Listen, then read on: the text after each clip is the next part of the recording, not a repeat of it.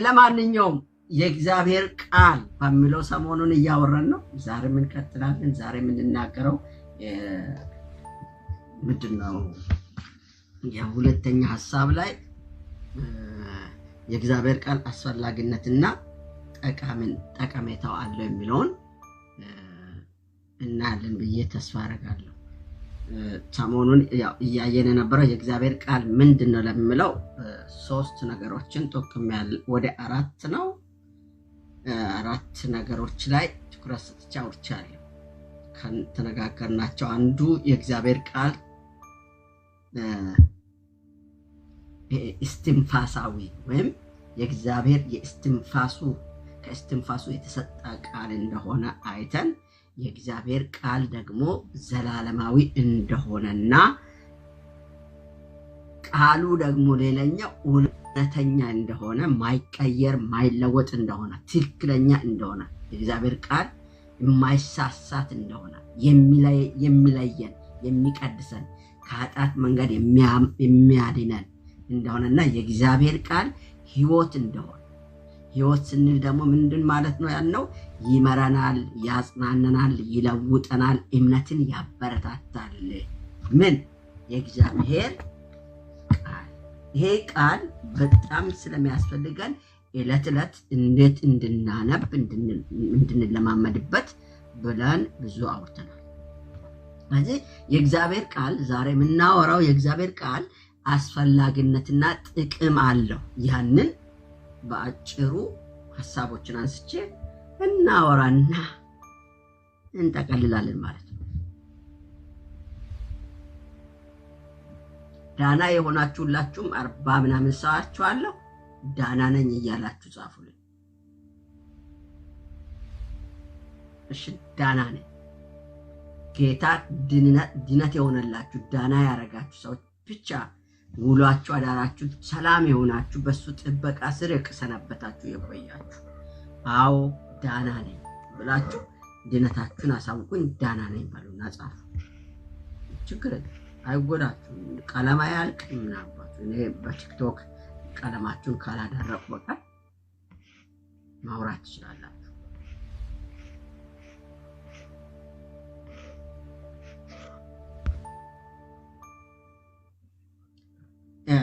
ምናልባት እኔ እንዲህ ላለው ብዙ ጊዜ ምናልባት ከዛሬ 7-6 ዓመት ጀምሮ እኔን የምታውቁ ሰዎች ታውቃላችሁ። እኔም በዘመናት መካከል በጣም በራሴና በራሴ ላይ የሚደነቀው እንደሆነ ግብዝ አይደለም። የሆነ ነገር ሲሆን ሞቅ ደመቅ የሚል የሆነ ነገር ሲሆን ደግሞ ውርድ የሚል ሰው አይደለም። ህይወቴ ያለ የተራቶኝ በሌላ ብዙ ሰዎች ተፈራርቋል። የሆነ ሰሞን ሰሞነኛ ሆኗል፣ አጨብጭባለሁ። የሆነ ሰሞን አምተውኛል። የሆነ ሰሞን እንደው ሰዎችን ከዚህ ሰው እንዴት ከዚህ ሰው ጋር ትቆያላችሁ? እንዴት ከዚህ ሰው ጋር ትቀመጣላችሁ? እንዴት ከሱ ትሰማላችሁ? እያሉ ወንድሞች እህቶችን አወናብደዋቸዋል። ሰው የሚሰማ ሰው ይወናበዳል። እግዚአብሔርን የሚሰማ ሰው ብቻ ነው ሰውን ሳይሰማ ቀጥታ ይሄ ሰው ከማን ነው የሚለውን ተረድተው የሚጓዙት። ከሚያወናብድ ወንበዴ ያድናችሁ እግዚአብሔር። ይሳኮር እስካሁን አለ። ድሮም የሚያውቁኝ ዛሬም የመጣችሁ ትደነግጡ ይሆናል። አንዳንድ ጊዜ ንግግሬ አንዳንድ ጊዜ እሰጣለሁ። ጥንቃቄ አድርጋችሁ ልትሰሙኝ ሞክሩ። ስለዚህ የእግዚአብሔር ቃል አስፈላጊነትና ጥቅሙን በደንብ ካያችሁ መጽሐፍ ቅዱሳዊ ንግግር ላይ የእግዚአብሔር ቃል ለክርስቲያን ሕይወት መሰረት ስለሆነ ነው ይሄን የምናወራው። ሰው ከእግዚአብሔር ጋር እውነተኛ ግንኙነት እንዲኖረው መንፈሳዊ እድገት እንዲያገኝ በጽድቅ እንዲመራ የሚያስችለው ማን ነው ካላችሁ ይሄ የእግዚአብሔር ቃል ነው፣ ሰው አይደለም። ሰው የሆነ ቦታ ላይ ያበረታችኋል፣ የሆነ ቦታ ላይ ቁርጭምጭምህን ብሎ ይጥልሃል፣ ወይም ቅልጥምህን ብሎ ይጥልሃል፣ ወይም ቃንጃህን ብሎ እንዳትነሳ ያደርጋል። ቃንጃን የውሻን ወገቡን ከመታቸው የኋላ እግሩ አንጠልጥሎ በፊት እግሩ እየጎተተ ነው የሚሄደው። የኋላ እግሮች እየሳበ ማለት ባይሆነ ሰሞን የሌብን የሚቃወም ወገቡ ይወጋ የሚል ቃል ተነገረ። በእግዚአብሔር ሐሳብ ላይና በእግዚአብሔር እውነት ላይ ቆመን ስንነጋገር ስናገር የሚቃወመኝ ወገቡ ይወጋል እንጂ እኔ ቆሜ ነው የሚኖረው። መቼም አሁንም አሜን በላል አለለህ። ጠላቶቼ ይወጉ እኔን ደግሞ በረከት ይውጋኝ እንዳለ ሰውየው አይነት አይደለም እያወራው። ትክክለኛው ንግግር ነው የሚናገራቸው። የእግዚአብሔር ቃል ይሄን የሚሰራ ቃል እለት እለት ተመገቡ የምንለው ለዛ ነው። ይሄ ቃል ይጣቅማችሁ። ይኸውላችሁ እዚህ እኔ ማስተምራችሁን ትምህርት እውነት እልሃለሁ ማባ አስራትን እየከፈልክ አብረ በቃ የምትቦርቆ ቸርች ውስጥ እንዲህ አይነቶቹን ትምህርት አታገኙአትም። እውነት እልሃለሁ አታገኛትም። ማንም ወንድ አስተማሪ አስተምር። የዘንድሮ አስተማሪዎችንም እያየን ነው። እንዴት አርገን ሰውን አቴንሽን ሲባል አስጨብጭበን አጃቢ አርገን ጋሽዬ ወንድምዬ ፓስተርዬ ምናምንዬ እንዲሉ ማድረግ ስራ ነው የሚሰራ በቸርች ዙሪያ እንጂ እውነት እግዚአብሔርን ጋርደናል። የዘንድሮ አገልጋዮች እንደ መጋረጃ ይቀደም ተባለ እኛን ከህዝብ ፊት ክርስቶስን ከመጋረድ ይከልክላል። እኔን ይከልክላል። እናንተን አላልኩም፣ የራሳችሁ ጉዳይ። እኔ ክርስቶስን ከሚጋረድ ከእናንተ ፊት ገለል ያርገኝ፣ ከትውልድ ፊት ገለል ያርገኝ ነው አልኩ። እኔን ነው አልኩ። አሁን ምንም አታመጣ። ስለሰው አላወራም። ይሳኮር ዛሬ በፊቱና በእናንተ ፊት ስላለው ኢየሱስን የሚጋርዳችሁ ከሆነ እኔን ከእናንተ ፊት ገለል ያርገው እግዚአብሔር። አሜን አትልም? ለኔ ነው እኮ አልኩ። ለኔ ነው። ምን ይሆናል ብትተባበረ? ክርስቶስን ከሚጋርድ ገለል ቢያረገኝ ካንተ ፊት ገለል ኢየሱስ እንዳይታይ ቆሜ ማከለ ለከሚቆም እንዴ አሁን ፊትን ታላችሁ እንዳታው እንዳደረጋ እጄን ገለል እንደሚያረገው እኔን ከእናንተና ከኢየሱስ መካከል ላይ ሆኜ ከሆነ ሚጋርዳችሁ ከሆነ ገለል ያርገን ዘመን።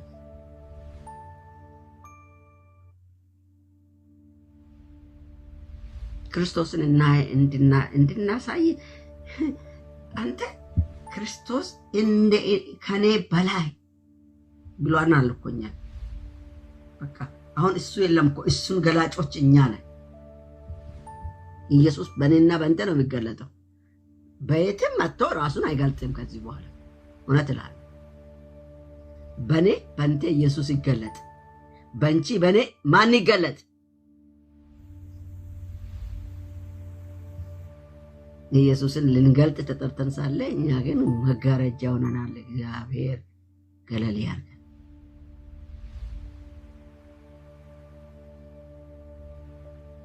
ስለዚህ የእግዚአብሔር ቃል ለማስተማርና ለማቅናት እንደሚያስፈልግ ተነጋግረናል ባለፈው። የእግዚአብሔር ቃል አስፈላጊነቱ ለምንድነው ካለን የእግዚአብሔር ቃል ለማስተማርና ለማቅናት ያስፈልገናል። ሁለተኛ ጢሞቴዎስ ምዕራፍ 3:16 እስከ 17 የምትመለከቱት ይሄን ነው። መጽሐፍ ቅዱስ ሁሉ በእግዚአብሔር መንፈስ እስትንፋስ ተነፍቶ የተጻፈ ነው። የእግዚአብሔር ቃል የእግዚአብሔር ሰው ፍጹም እንዲሆን የሚረዳ ነው። ማን? እግዚአብሔር። እኔን አንተን ፍጹም አገልጋይ ፍጹም ማለት ለሱ ሐሳብ፣ ለሱ ፈቃድ፣ ለሱ መኖርን የምናገርበት ሐሳብ ነው። ቃሉ ያስተምራል፣ እውነትን ያሳያል ማለት ያስተምራል ስንል ይገስጻል፣ ስህተትን ይገልጣል ማለት ነው። ያስተካክላል፣ ወደ ትክክለኛ መንገድ ይመራል ነው። ምን? የእግዚአብሔር ቃል። እግዚአብሔር በቃሉ እውነት ይሙላል፣ ቃሉን ይሙላል። የሚሞላን ስናነብ ነው የምንሞላ። አንብብ ብለህ ከቲክቶክ ከሰፈር አትዞር። ፊትሽን 10 ልትቀባብል ልትኮይ ስንት ደቂቃ ነው መፈጅብሽ? ጸጉርሽን ለመስራት እህቶች ወንድሞች ልብሳችሁን ልትቀይሩ ምን ያህል ጊዜ ፈጃችኋል? ጸጉር አበጥራችሁ ምናምን ተቀባብታችሁ ልትቀባቡ ብዙ ሰዓት ፈጃችሁ። ለዚህ ጊዜ ይኖራችኋል? ጊዜ አለን። በጽድቅ ያስተምረናል፣ ቅድስናን ያበረታታል።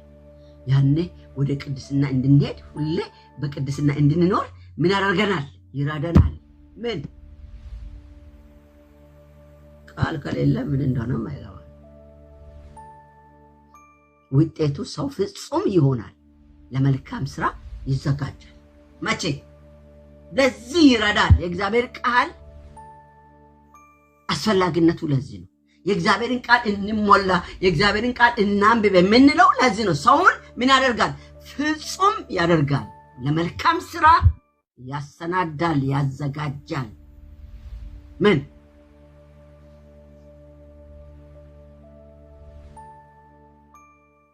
ብላ አፈር ብላለን እንዴ?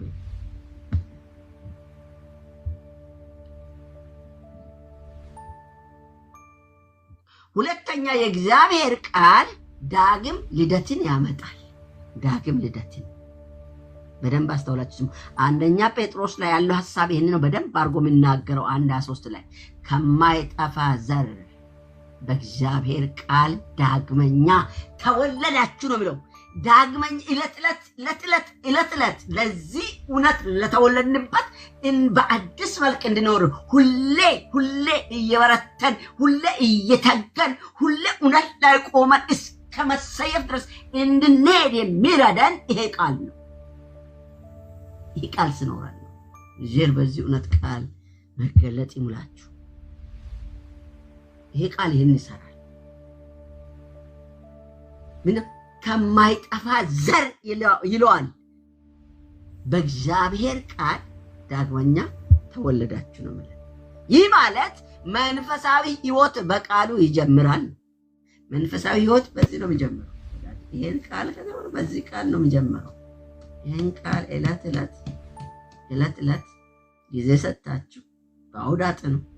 አንድ ክፍል፣ አንድ ምዕራፍ፣ 2 ምዕራፍ ማንበብ የለባችሁ። አንድ መጽሐፍ፣ አንድ ክፍል አንብባችሁ ስለዛ ክፍል አስተውሉ፣ አሰላስሉ። ምንድነው የሚያወራው? ምንድነው የሚናገረው? ምንድነው እያለ ያለው? እነማን ናቸው እነኚህ ሰዎች? ለምንድነው እንደዚህ ሊላቸው የቻለው? እንዴት ተናገራቸው? ምን ያደርጉ ነበር? ምን አይነት ሰዎች ነበሩ? ይሄን ሁሉ ከተረዳችኋል ለኔ ምንድነው አሁን የሚያስተምረኝ? ምን ተማሩ? ምንድነው ማስተካከል አለብኝ? ምንድነው መሆን አለብኝ? ምን መስራት አለብኝ? ምን እያለኝ ነው ቃል ብለህ ቁጭ ብለህ ታሰላስላለህ። እየሰራ ቀኑን ሙሉ ስትሰራ፣ ስትበላ፣ ስትጠጣ፣ ስትቀመጥ የምትሆነው ሁሉ ላይ ያንን ያነበብከውን እያሰላሰልክ ዋል። መንፈስ ቅዱስ ከዛ በኋላ ውስጥ ላይ ተቀጥቃል። አንድ ቀን የሳኮር ፊት ስትቆም ብልጭ ያደርገዋል። ይሄን ነገር ተናገርላል። ስናገር ቃል ጥቅስ ፍለጋ አትሄድም።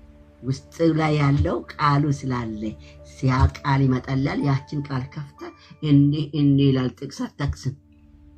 እኔ አሁን ጥቅስ በጣም ነው የሚቆጥበው፣ በጣም ነው ማላሳይ። እንዴ ትምህርት አካባቢ ትምህርት ላይ ሲሆን ለማንኛውም ፖይንቱ እንዲገባችሁ ብዬ ነው ጥቅሱን የሚሰጣችሁ። ጥቅስ ቆጣቢ ነው።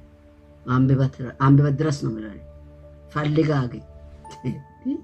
እኔ ፈልጌ አይደል ያገኝ፣ አንተ ፈልጋ አግኝ። አደክመሃል። በእጅ ተገልጦ አለቃ ተሰውሮብሃልና ግለጠውና ይኸው ነው የሚለው። ፈልገው። አሁን ስለማንቆፍ ነው እኮ ብዙ ሰዎች ቃል ያውቃሉ፣ ግን ምን እንድል አያውቁ። ጥቅስ ያውቃሉ፣ ሰምተው አንብቦ አይደለም ሰምተው ያዙት። ማዘም የሚችሉ ሰዎች ናቸው፣ ግን ፍቺው አይበራላቸው፣ አያውቁት። አውዱ ምን ይላልን? አላዩትም። መጽሐፉ ሲባል ሰምተው አሉ። አንድ ሰሞን አንድ ጊዜ የፈውስ ፕሮግራም ላይ በብዛት የሚጸልዩ አገልጋዮች ሁሉ እየወጡ ፈውስ ልጆች እንጀራ ነው ተብሎ ተጽፈዋል ይሉና ይቀጥላሉ። አላላላላባባ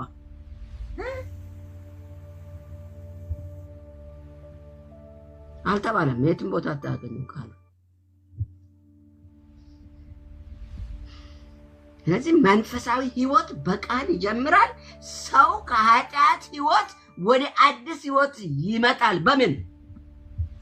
ይሄን ቃል ካነበባችሁ ሁሌ ትታደሳላችሁ፣ ሁሌ ንስሐ ትገባላችሁ፣ ሁሌ ኑሮን ለመኖር ትተጋላችሁ፣ ሁሌ መታደስን በህይወታችሁ ትለማመዳላችሁ። ምን ስትሆኑ? ይሄን ቃል ስታነቡ ባነበባችሁ ቁጥር ሁሉ ለዛ ቃሉና ለመኖር ጌታዊ ብላችሁ በጌታ ፊት መሆን፣ መጸለይ፣ መበርታት፣ መትጋት፣ መሞረድ ይቻላል፣ ትችላላችሁ። ስለዚህ ቃሉን ምን አድርጉ? ብላ በሉልኝ። ብላ ብላችሁ ጻፉ። ብላ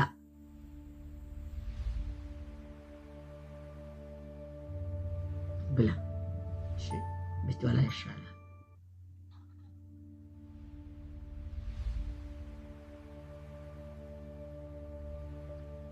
ቃሉ የአዲስ ህይወት መነሻ ነው። ስለዚህ ቃሉ ስትሆን ሁሌ ትታደሳለህ።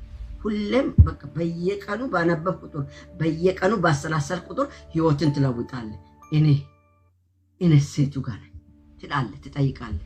ባልኖርክበት ንስሐ ትገባ። ኦ ማይ ጉድነስ ዊጋ ጌታው ለካ ይሄም አለ ትላለህ። ራስን ታያለህ። ከሰው ላይ አይን ታነሳለህ። በራስ ላይ አይንን ትተክላለህ። ራስን ታድሳለህ። ንስሐ ህይወት ይኖርሃል። አምልኮ ውስጥ ገባለህ። ምህረት ትጠይቃለህ። ምስጋና ታበዛለህ።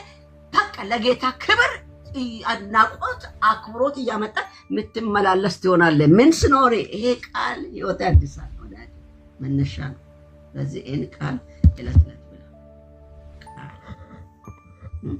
ቃል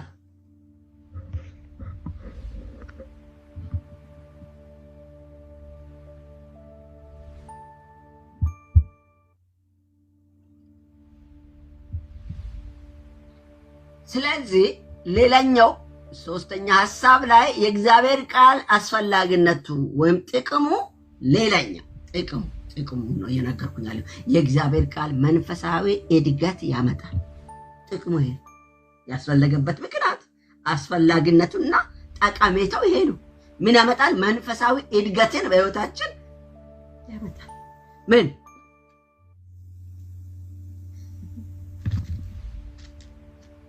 ልዕልናችን፣ እድገታችን ከፍ እያለ የሚሄድ ይሆናል እንጂ አንቀጭጭም። እዛው በዛው እንደ ወታደር እርግጫ አትሆንም።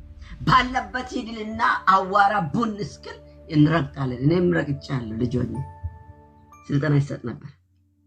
ልጆች ካምፕ አካባቢ ስለሆነ ወታደር ካምፕ አካባቢ ስለሆነ በቃ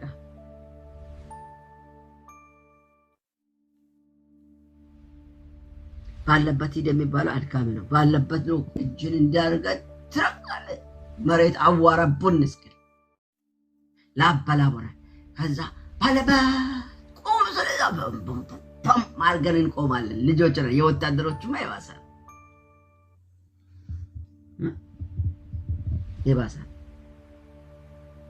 አሁን የዘንድሮ ክርስትና በቃ ባለበት ሄደ ተባለ ይመስላል። በሁሉ ያውንን አድሮ ቃሪያ ይባላል። ለውጥ የለም። ታድሶ የሚሉት አሉ። ራሳቸውን ያላደሱ ሊያድሱ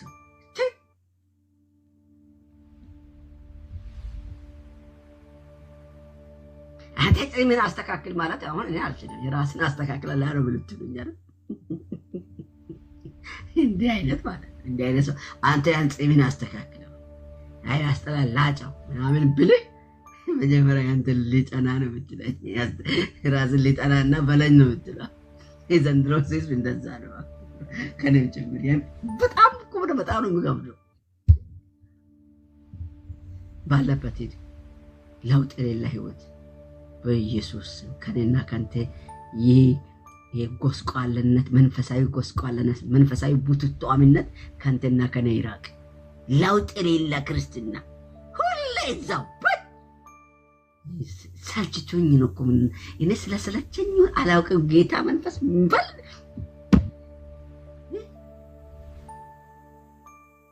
በራሴ በጣም እየተበሳጨው ነው ያለው በዚህ ጊዜ። ይልሂድ የሚያስብለን እኮ ይልሂድ። ሁሉም ከቤት ሰው ተመሳሳይ ስትል በስማ ጌታ ይለውጣል።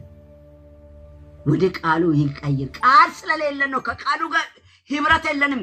ለወሬ ነው ህብረታችን።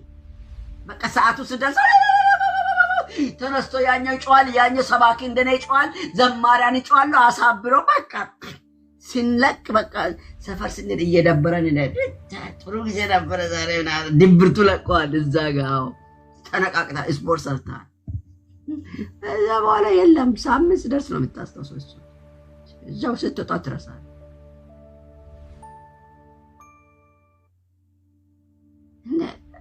ወራ እንዴት በየቀኑ መለወጥ ሲገበር እናንተ እዛው አረጋኛ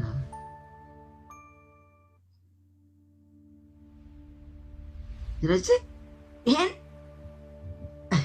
ጴጥሮስ አንደኛ ጴጥሮስ ምዕራፍ 2 ላይ አይታችሁ ከሆነ እንደ አዲስ የተወለዱ ህፃናት ንጹህ የቃልን ወተት ምን አድርጉ ነው የሚለው መጽሐፍ ተመኙ አይደል እኛውን ሰልችተናል በግል ሰልችተናል ህብረት ውስጥም ሰልችተናል ልማዳዊ ስብከት ልማዳዊ ንግግር ልማዳዊ ሁኔታ ነው የሚታየው በቃ ሰውየው ገበያ ሄዶ ሲመጣ ጓደኛ ጋር ከሄደ ይለዋል ገበያ ሄጄ ነው አለ ምን ይዘዳል እንቁላል ምን አይ የ5 ብር ምን ያሸጥከው 5 ብር ታዲያ ትርፉ ምንድነው ጦዝ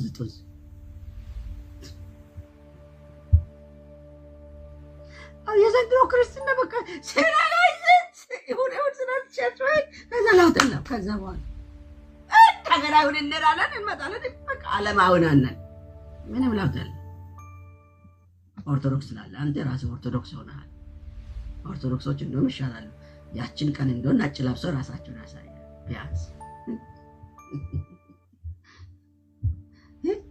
ተሸፋፍነው ፀጉር የለም እኔ ላይ ታየው እዘልክ ከቸርች ወጡ ይገልባሉ በቃ ይለያል ይታወቃል እኛ ቸርችም ለውጥ የለ ያው ነው ሲያዘምር ይዘመራል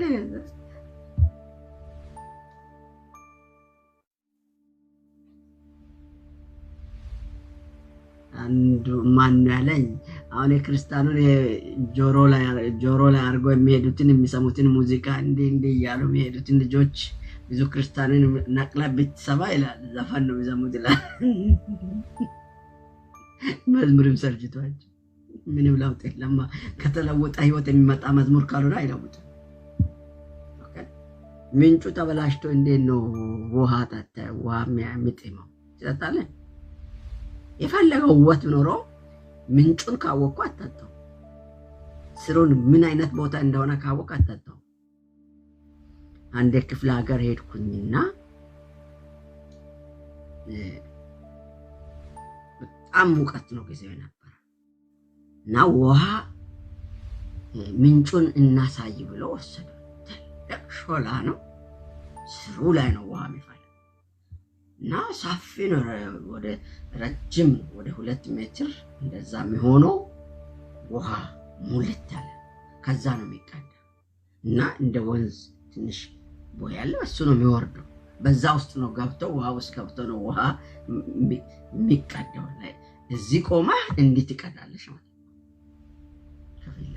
ግን እሷው ያለችው የት ነው ውሃ ውስጥ ንጹህ ውሃ ነው ይሉኛል እንዴት አድርጌ ልጠጣ ከዛ በኋላ ባያሳዩኝ ይሻላል ከዛ በኋላ እስኪመጣ ውሃ ጠጣው ለ15 ቀን ነው ቆየት ውሃ ጠጣው ከተማ ሄደው እንዳ ኮካ ምናምን እናምጣ ሲሉ ደግሞ ሩቅ ነው ውድ ነው አንድ ኮካ አንድ ቀን አመጡልኝ ያችን አንድ ኮካን 2 ቀን ጠጣው የቆጠብኳት ህልም ማረጋገጥ እነሱ ግን ንጹህ ውሃ ብለው የሚጠጡት ውሃ ማለት አስቡ እግር ታመማለ ምናምን ሙጀሌ ያለ ምን ሊኖር ይችላል ታማምን ቁስል አለው ሊኖር ይችላል ሁሉ ገብቶ ከዛ ነው የሚቀር ምንጭ ነው ይሄዳል አውቃለሁ ግን በቃ አይምሮ አልተቀበለ አሁን ቤተክርስቲያን ውስጥ ያለው መድረኩን ስታዩ አቤት እስራኤል አምላክ ያስብላችኋል እግዚአብሔር አይናችሁን ብርት ያርገው አሜን በልያንዳንዴ አይንስ በራ ነው ያሚገባ ካልበራ አይገባ ምን የሚያወራ ቅጃት ነው የሚሆነው ቸርች ውስጥ ያለው ቆሻሻ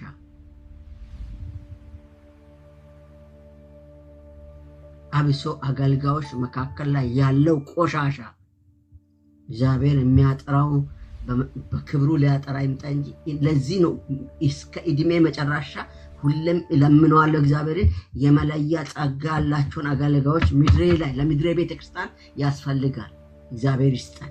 በርግዶ የሚያወጡትን እየተገደሉ የሚገቡትን የሚያስቆም የለም እንጂ የሚያስገባም አይኖርም እንጂ እየፈነከቱን ገብተው የሚናገሩ የመለያ ጸጋ ያላቸውን ቆሻሻን ነጥለው የሚያወጡትን እግዚአብሔር ያንሳልን። ቃል የተሞሉትን በቃል የሚዳፈሩትን የእግዚአብሔርን ሐሳብ ይዘው እስከ ሞት የሚሄዱትን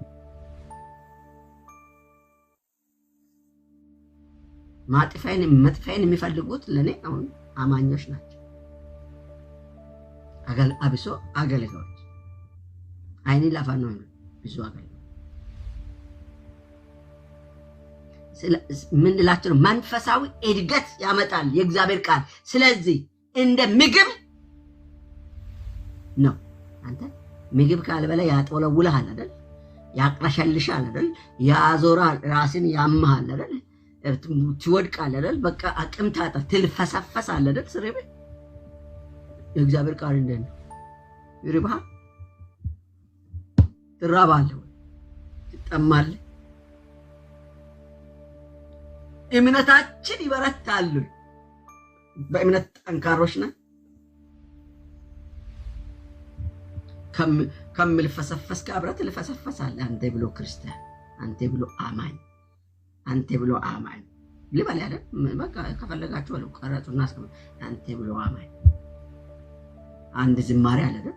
መቼ ጠፋ አማኝ፣ መቼ ጠፋ አማኝ፣ ተፈልጎ ታጣ እንጂ ታማኝ ብለዋል። የድሮ ዘማሪያን እኮ ሾርሌ ነው የሚያስገቡልን። ዝማሬዎቻቸው ቀስ ብላችሁ ከነ ቁጥሩ ቢሰብረው የሚገርሙ መዝሙሮች ናቸው።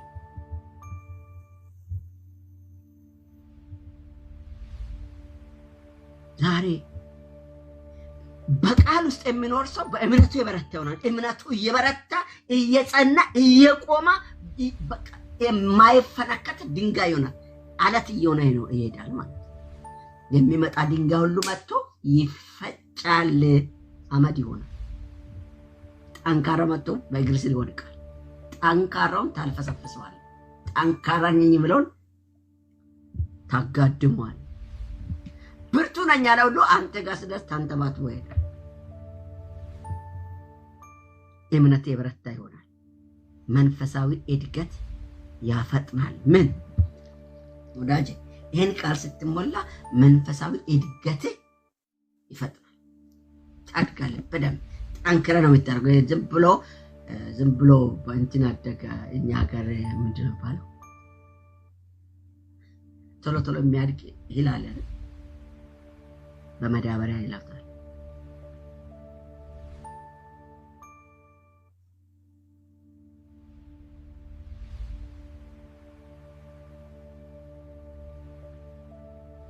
ስለዚህ ያልተመገበ ክርስቲያን አያድግም። ያሉትን ብቻ እያለ ይኖራል። የተባለውን ብቻ እያለ ይኖራል። በራሱ ህይወቱ ላይ ምንም እድገት አይኖርም። አያድግም። ቃጫጫ ነው። አንዳንድ እንትን የሆኑ ልጆች አሉ፣ ታማሚ ልጆች ይባላል እና እነሱ ጭንቅላታቸው ይተልቃል፣ ሆዳቸው ይነፋል፣ ሰውነታቸው እግር እጃቸው ቀዳዳ እና በጣም ደግሞ ጠቢባን ናቸው ይባላል። የሆነ ነገር ሲሰጥ ባለ ብሎ ደብቆ ይላል እንድትጨምር ማለት ነው። ስትጨምር ቆርሶ ሌላውን ለኋላ ነው ደብቆ ይላል። በቃ አለቀ ሲባል ሰው ሁሉ ሲበተን ያን እያነሳ ይቀረጥፋል። ከዛ ትልቅ ነው ጭንቅላቱ ሆዱ። ከዛ አይነት ክርስትና ጌታ ይጠብቃል። አሁን ብዙ ክርስትና ይሄ ነው። በቃ ሆዱ ቦርጭ ያለው ነው፣ ጭንቅላቱ ትልቅ ነው፣ ግን ለውጥ የሌለ እዛው ነው ማሄድ ማይራመድ። የቱ ጋር ራስን ፈልግ። ያልተመገበ ክርስቲያን አድግም እያልኩ ነው። ተመገብ፣ ራስን መግብ፣ ለራስ መጋቢ ሁን። ቃሉን ቁጭ ብላ አንብብ፣ አሰላስል።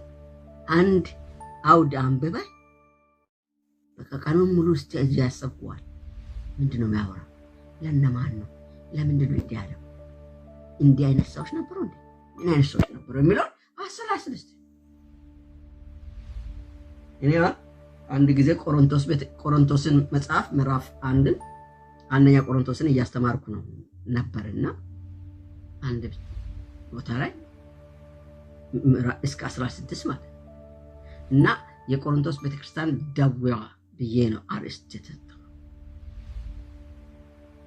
ምዕራፍ 1 ላይ ያለው በሽታ ምን ነበር ዳዊያቸው የቆሮንቶስ ቤተክርስቲያን አሁን ላለችው ቤተክርስቲያንም እንደዛው አይነት ያለ በሽታ እንዳለ መግለጽ ጀመረ መሐል ለደርሼ አንድ ቤተክርስቲያን አገልጋይ ዋናው ለኛ እንዴት አይመጥንም እኮ አለ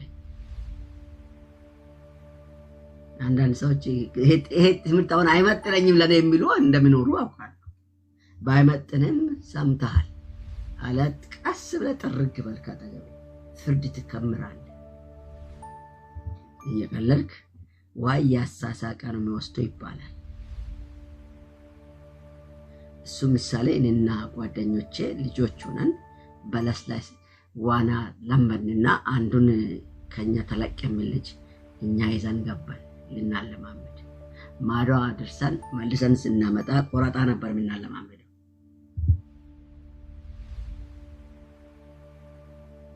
ስንመጣ ለሁለት ይዘን እየመጣን እኔ ከላይ ወደ ላይ በኩል አንዱ ከኔ የሚበረታበታቸው ነው እሱ መሃል ሆኖ እየነደን ደከመ ሌዘር ሌስል መግፈራጋስ ጀመል ልጁ ለቀቀው እኔም ሸሻው እኛ እንደምንም ወጣን እሱ ግን 3 ጊዜ ነው እያየር እየሳቀ ወሰደ ገደለ ዋበለው ከዛ እየጮህን ራቁታችንን ልብሶቻችንን አንጠልጥለን ሰፈር ገባን ትልልቆች መጥተው ረጅም ሰዓት ነው ፍለጋ የተደረገው ወንዙ ላይ ከሰዓት በኋላ የተገኘው ሰው በቀልድ ወንድማችንን አጥተናል ሁሌ አራሰው ትንንሾች ሆነን ደፋሮች ማይገባ ሰዓት ላይ ሰው ውሃ ውስጥ ይገባል ሰው በሌለ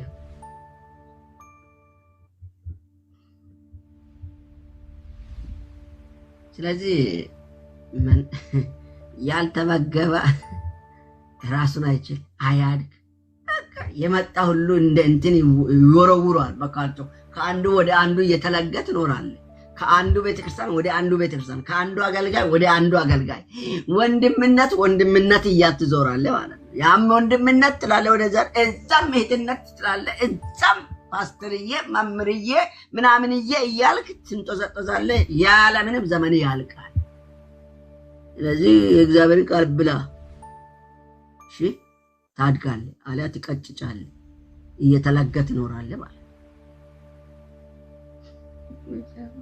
ምን አባደላ መጣ ሌላኛው አራተኛውንም ልንገራችሁ ዛሬ ይሄን ሐሳብ መጨረስ አለብኝ አንድ ሐሳብ ላይ ነኝ እስከሆነ ያለ ተደምሱ እንብዬ እንዳልመስላችሁ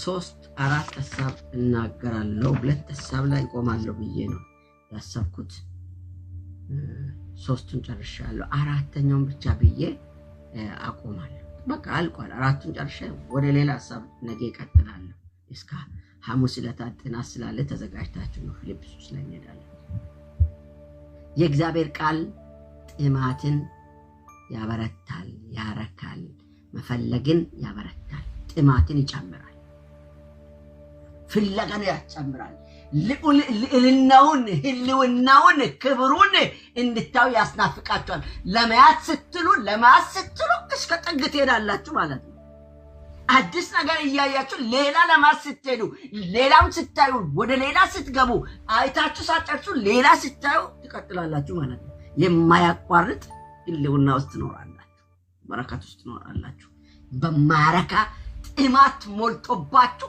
እለት ናፍቆት ሞልቶባችሁ ጊዜ እስኪያጥራችሁ ትሄዳላችሁ ማለት ነው ትኖራላችሁ ይህን ጥማት የሚለቀው ቃሉ ይሄን ነው የሚያደርገው የቃሉን ጥማት ይልቀቅባችሁ ምን አባት ይላል እኔ እንግዲህ በቃ እንደ ጌታ መንፈስ ወደ እኔ ነው፣ በእኔ ላይ ነው። በሚመረኝ እለዋለሁ። ታግሳችሁ ስሙ፣ ቻሉበት። አላውቅም። አንደኛ ጴጥሮስ ምዕራፍ 2:3 ላይ ጌታ መልካም መሆኑን ካረጋገጣችሁ ብሎ ነው የሚጀምረው። ሰው ቃሉን ሲያስተውል በጌታ ላይ ፍቅር ይጨምራል፣ አይቀንስም። ዋው! ቃል ስለሌለ ነው ፍቅር የሌለን። ጌታን በኔ ትለካለህ፣ ጌታን እንደኔ በሚያገለግል ትለካለህ። ከዛ ዋጋ የለም። እሱ ሲደክም አብረህ ትደክማለህ ማለት ነው። እሱና በተከተለ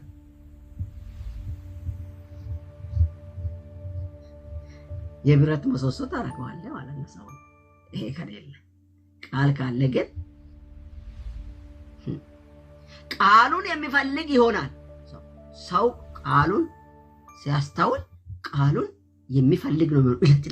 እለት ሌላ ክብር ሌላ ፍለጋ ስትል በቃ ሳትረካ ዘመን ያልቃል ማለት ነው። እየጨመርክ እንጂ የምትለው አትቀንስም፣ አታቋርጥም። የኔ አባት የተባረከው ረድቶኛል። ጌታዬን አመሰግናለሁ። ዘመኔ ሁሉ ላይ አመሰግናለሁ። ስለ ራሴ ነው እኮ ባርከዋለሁ። እንዴት በሚገርም እንደያዘ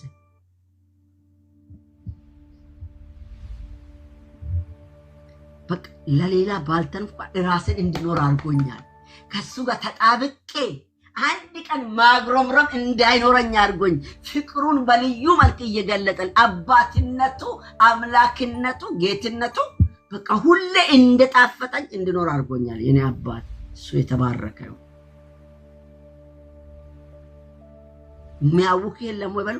በፈለገው ካታ ውስጥ ሁሉ እሱ ከፊቴ እየሆነ እንድረታ አድርጎኛል፣ እንድቆም አድርጎኛል፣ እንድጸና አድርጎኛል። ከፊቱ ማንም አነሰኝም። በእውነት እላቸዋለሁ፣ ደስ ብሎኝ ነው የምናገር። እውነት ከጌታ ፊት እንድርቅ የሚያደርጉ ነገሮች ብዙ ነገር አግኝቶኛል። ነገ አንዳቸውም ከሱ ፊት እንድርቅ አላረገም። አንዴ አስታውሳለሁ፣ ልጆችም ደንግጠዋል። በጣም እንዳመመኝ ሰምቶ ነው የመጡት።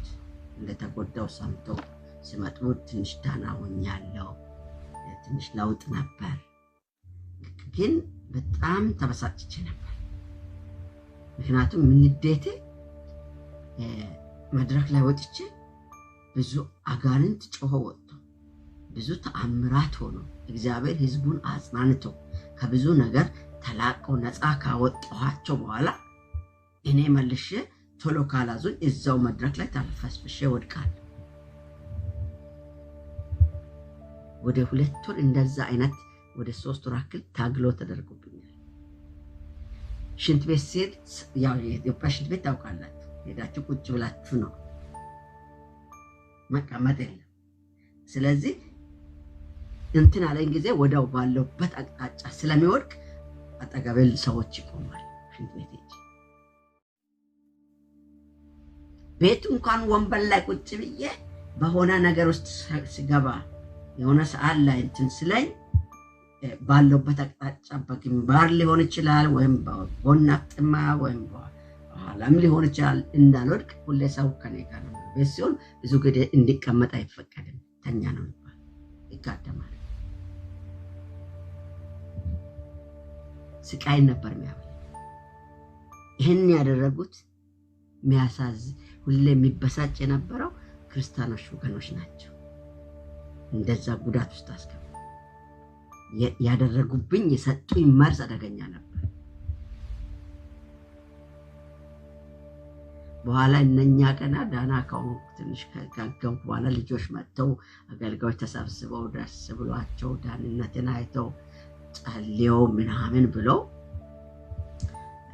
ቡና ተጠጥቶ በቃ መጨረሻ ላይ ጨዋታ ላይ ያለን አንድ ወንድም አንድ ጥቅስ ጠቀሰ። በጣም ሾክ ያደረገኝ ጥቅስ ማለት እኔም ለብዙዎቹ እኔም ነግሬ ሊሆን ይችላል እና መጽሐፉን ቀደብ ብላ ብዬ ነው ብድግ ብዬ ሲዘረር አገኘ። ተነገጡ። ከዛ ጋቢ አልብሰው እዛው ወድቀው አልቅሰው እነሱ ጸልየው ሄደዋል። እኔን ድብና ላይ እንቅልፍ ወስዶኛል። ከዛ ተነሳው። ከእኩለ ሌሊት በኋላ ሲነሳ ሰው ሁሉ ተኝቷል። እኔ ነፃ ሆኛለሁ፣ ድኛለሁ። ተቋርጧል ነገር። ያኔ ያናደደኝ ምንድነው ብትሉ ሁሉም ለበጎ ነው የሚል ቃል ጠቀሰብኝ ማለት ነው። እኔ ከሞትኩኝ ሰርዶ አይብቀላለሽ አያ ነው ያልኩኝ። እኔን ገሎ ምን ሊያተርፍ ነው? እኔን አሰቃይተው ምን ሊያተርፍ ነው? እግዚአብሔር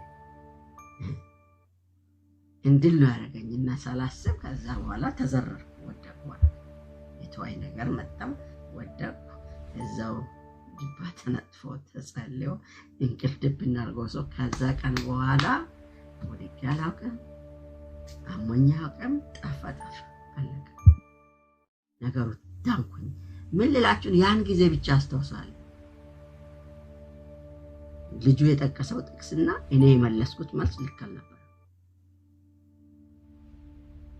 እሱ ለበጎ ነው የሚለው ያለውበትን ሁኔታ አይቶ በኔ ብዙ ሰዎች ከዛ በኋላ ብዙ ሰው ድነዋል።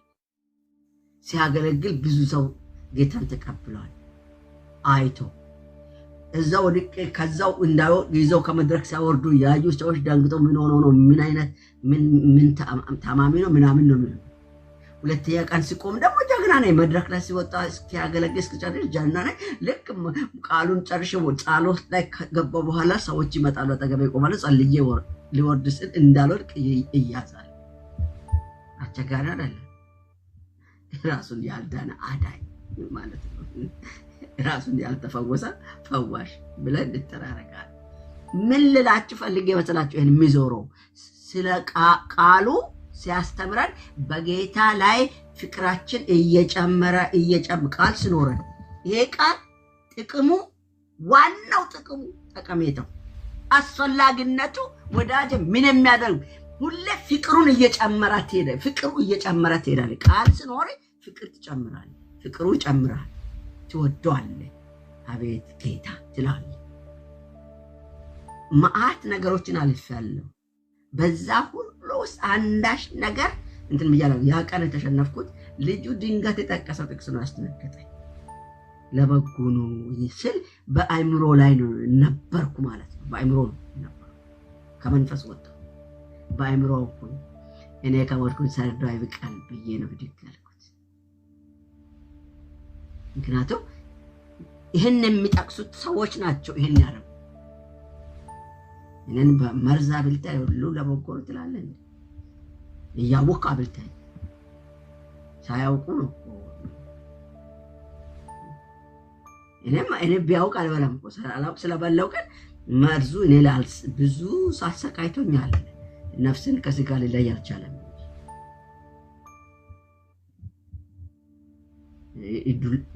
ከዱላ ቢሶብኝ ማለት ዱላ ብዙ ጊዜ አግኝቶኛል። ምን ያላችሁ ቃሉን የሚፈልግ ይሆናል። በቃ ቃል ይውላችሁ የቃል ራብ ሲኖራችሁ ቃል የምትፈልጉት ይሆናላችሁ። መንፈሳዊ ጥማቱ እየጨመረ ነው የሚሄድባችሁ። እየጨመረ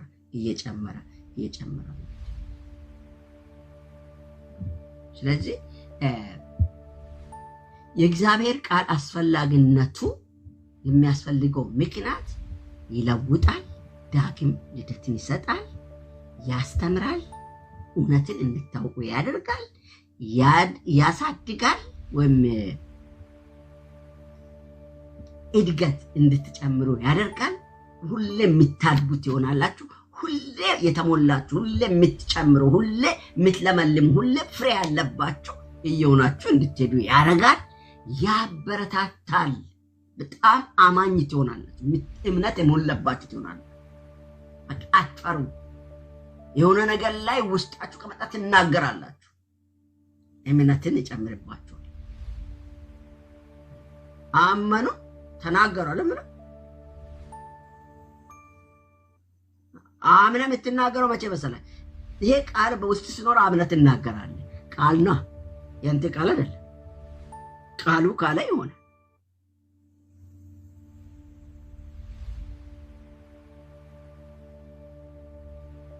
ቃሉ አለ ሙሴ እኮ ቃል ነው ያለው እኮ እግዚአብሔር በቃ ዘርጋ በትርን አለው ዘረጋው ባህር ተከፈለ